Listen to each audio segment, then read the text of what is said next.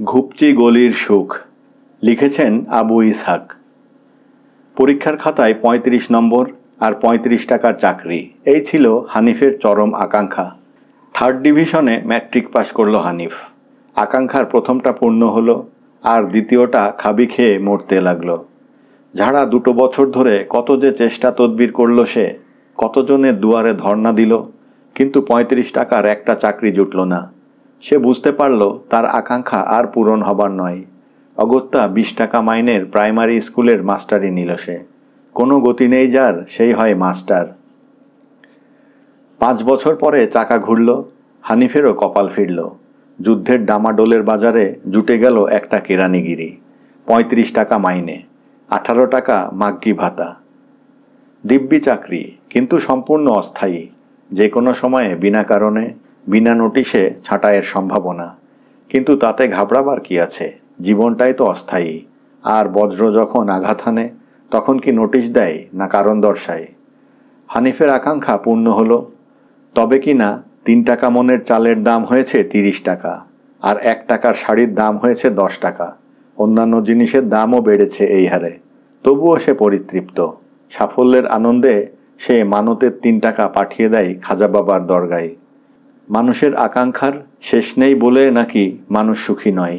তাকে পৃথিবীর অর্ধেক দিয়ে দিলেও নাকি সে খোঁজ করবে বাকি অর্ধেক কোথায়। জীবনে সুখী হওয়ার জন্যে তাই অনেক সাধ্য সাধনা করে হানিফ আকাঙ্ক্ষা দমনের অনেক কৌশল আয়ত্ত করেছে। হানিফ বিয়ে করেছে 7 বিল 13 খাল পেরিয়ে এক অজপাড়া গাঁয়ে। জানে না করিমন তার স্ত্রী, কিন্তু নিরক্ষর হলে কি হবে, তার গুণের কথা বলে শেষ করা যায় না। গুণের কথা তুলতেই কেউ হয়তো তাকে জিজ্ঞেস করে বসবে, পোলাও কোরমা রাঁধতে জানে? উত্তরে সে বলবে, না তা জানে না, পোলাও কোরমা আমাদের পকেট খালি ও পেট খালাস করে দেয়। তাই ভেবে আমার স্ত্রী তা রাঁধতে শিখেনি। তবে গুঁড়া মাছ, শাক, ডাল আর ভাত রান্নায় সে দক্ষ হস্ত। মিলের মোটা শাড়ি তালি দিয়ে পরতে অভ্যস্ত। স্বামীর খেদমতে সর্বক্ষণ ব্যস্ত, কারণ তার পায়ের তলায় নাকি বেহেশত। মাসের শেষের দিকে নুন ভাত খেয়েও তৃপ্ত। মিতব্যয়ী তার বুদ্ধিতে দীপ্ত। ম্যালেরিয়া জ্বরে না হয় জব্দ, স্বামীর কটু কথায় না করে শব্দ। এমন গুণবতী স্ত্রীকে বোরকা মুড়ি দিয়ে রেল স্টিমারের পুলসেরাত পার করে হানিফ ঢাকা নিয়ে এলো, সাথে 3টে ছেলে মেয়ে। নাজিরা বাজারের এক ঘুপচি গলির শেষে, নর্দমার পাশে খানদানি দেওয়ালের বেষ্টনীর মধ্যে একটা কোচোয়ানি কুঁড়ে ঘর তার বাসা। ভাড়া 10 টাকা। স্ত্রী খুশি, কারণ এহেন বাসায় তার পর্দার কোনোরূপ বরখেলাপ হবে না, আর বাচ্চা কাচ্চাদের গায়ে বাউ বাতাস লেগে অসুখ করবে না। হানিফ মহা খুশি, কারণ বেনারসি, জামদানি, ক্রেপ, জর্জেটের ঝলমলানি আর সোনা গয়নার চকমকানি তার স্ত্রীর চোখে জ্বালা ধরাবে না। এসেন্স আর সুবাসিত তেলের সুগন্ধ নর্দমার দুর্গন্ধ ছাপিয়ে তার নাসারন্ধ্রে প্রবেশ করবে না। রুজ লিপস্টিক দূরের কথা, হেজলিন পমেডের অস্তিত্ব আবিষ্কৃত হবে না কোনো দিন। বিজলি বাতির আলো চোখ ধাঁধাবে না। সিনেমার বিজ্ঞাপন অনধিকার প্রবেশ করবে না। আর রেডিওর গান শরীয়ত বরবাদ করবে না। অল্প কথায় বলতে গেলে, খানদানি দেয়াল বেষ্টিত করিমনের দুনিয়া আধুনিক বিজ্ঞানের দুনিয়া থেকে বিচ্ছিন্ন থাকবে।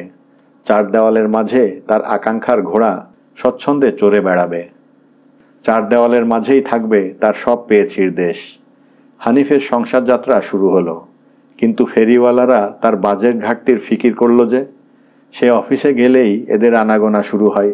ছেলে মেয়েদের চানাচুর, আইসক্রিম, বিস্কুট, লজেন্স, চরকি, বেলুন দিয়ে রোজ কমসে কম 4 গন্ডা পয়সা নিয়ে যায়। আয়ের একটা বিরাট অংশ এভাবে বাজে খরচ হবে, এটা বরদাস্ত করতে পারে না হানিফ। অনেক মাথা খাটিয়ে শেষে একটা ফন্দি বার করল সে। স্ত্রী ও ছেলে মেয়েদের বেশ কায়দা করে বুঝিয়ে দিল, ফেরিওয়ালারা সব ছেলে ধরা, সুযোগ পেলেই ধরে নিয়ে পালাবে। ফন্দিটা তার কাজে লেগে গেছে। ফেরিওয়ালা তাদের লোভনীয় হাঁক ডাকেও আর ছেলে মেয়েগুলোকে কাছে ভিড়াতে পারে না আজকাল।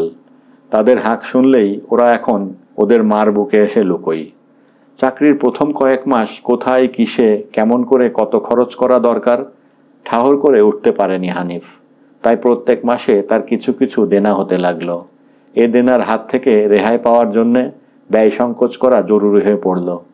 খরচের খাতা হাত নেড়ে সে দেখে বুড়ো বাবা ও মাকে মাসে মাসে যে 15 টাকা পাঠায় সেটাই একমাত্র বাজে খরচ। এ টাকা কটা না পাঠালে তার সংসারে টানা তাগাদা আর থাকবে না। শেষে তাই করে সে। বিবেক অবশ্য প্রতিবাদ করেছিল, চোখ রাঙিয়ে বারবার বলেছিল, তোমার কর্তব্য ভুলে যেও না। বাবা মা তোমাকে অনেক কষ্টে মানুষ করেছেন, তাদের ঋণ শোধ করো। বিবেকের ওপর পাষাণ চাপা দিল হানিফ, কারণ তার অভিজ্ঞতা থেকে সে বুঝেছে বিবেককে হত্যা না করলে কোনোদিন আঙুল ফুলে কলা গাছ হওয়া যায় না। যার বিবেক যত বেশি সজীব এ সংসারে সেই তত বেশি দুঃখ পায়, দারিদ্র্যের লাঞ্ছনা ভোগ করে। দুধের কথা ছেলেমেয়েরা ভুলে গেছে, কারণ অনেক দিন আগে থেকেই দুধ নেয়া ছেড়ে দিয়েছে হানিফ। 12 আনা 1 টাকা দুধের সের, মাথাপিছু 1 পো করে কিনলেও মাইনের অর্ধেক নিয়ে টান দেবে। স্ত্রী মাঝে মাঝে অনুযোগ করে, তাকে সে বুঝিয়ে বলে, 3 পো পানিতে 1 পো দুধ, তার সের 1 টাকা, পয়সা দিয়ে পানি কিনতে যাব, এত বোকা হয়েছি আমি? ভাতের ফ্যান এর চেয়ে অনেক বেশি পুষ্টিকর, অনেক ভিটামিন আছে তাতে। বড় দুটোকে ফ্যানই দেয়া হচ্ছিল, আর কোলেরটাকে চালের গুঁড়োর মণ্ড। ফ্যান দিয়ে ভাত মেখে মজিদ ও জমিলা যখন পরম তৃপ্তির সাথে খায়, তখন হানিফ চেয়ে দেখে আর ভাবে, তার কোনো অভাব নেই, সে সুখী। ছেলে মেয়েদের লেখাপড়ার জন্যে হানিফ একটুও ভাবে না। বড় ছেলে মেয়ে দুটো ফ্রি প্রাইমারি স্কুলে পড়ছে, সরকারি খরচে নাম আর নামতা গোনা পর্যন্ত শিখলেই হলো, তার বেশি নয়। তার বেশি পড়বার খরচ জোগাতে পারবে না সে জানে, তথাপি এটাকে কারণ বলে স্বীকার করতে রাজি নয় সে। কারণ হচ্ছে বেশি পড়লেই ছেলেগুলোর চোখ খুলবে, ভ্রু কুঁচকাবে, বড় চাকরির দুরাকাঙ্ক্ষা করবে। কোনো মতে একটা বড় চাকরি যদি জুটে যায় কারো, তবে তার আকাঙ্ক্ষার পাখি খুশিমতো উঠতে না পারলে খালি হাই আফসোস করবে, অমুকের তমুক জিনিসটা আছে, তার কেন থাকবে না? অমুকে সর্বাধুনিক মডেলের তমুক জিনিসটা কিনেছে, তার জিনিসটা বদ্ধ কদাকার, অমুক জিনিসটা না হলে ইজ্জত বাঁচে না। এসব ভোগবিলাসের রেস খেলায় অঢেল টাকার দরকার, মাইনের টাকায় পোষাবে না। তাই বলে টাকার কি আর অভাব আছে? টাকারা তো কিউ দিয়েই দাঁড়িয়ে আছে। কলমের খোঁচায় পথ তৈরি হলেই তারা সুরসুর করে চলে আসবে। আর যদি কম মাইনের চাকরি জোটে, তবে মানমর্যাদা বজায় রাখার জন্যে অথবা বাজার দরের সাথে তাল মেলাবার জন্যে তাকেও কলমের খোঁচার কলা কৌশল শিখতে হবে, আর বাঁ হাত বাড়াতে হবে টেবিলের তলা দিয়ে। তারপর হয়তো কোনোদিন দুর্নীতি দমন বিভাগের দাওয়াত নিয়ে লাল ঘরের অতিথি হবে। তাই হানিফের মত হচ্ছে, অধিক বিদ্যা ভয়ঙ্করী, অল্প বিদ্যা শুভঙ্করী। সমাজের উঁচু স্তরের লোকেরা কোথায় থাকেন, কি খান, এসব হানিফ খোঁজ করে না, কারণ তাদের বপু আর তার তনু এক নয়। তাদের ভুঁড়ির জুড়ি তার পেটের পটুতা নয়, তার জিভ তাদের রসনার মতো রসিক নয়। এজন্যই সে তার কৌতূহলকে ঘুম পাড়িয়ে দিয়েছে, কারণ সে বুঝে নিয়েছে কৌতূহলী মন বিকারগ্রস্ত।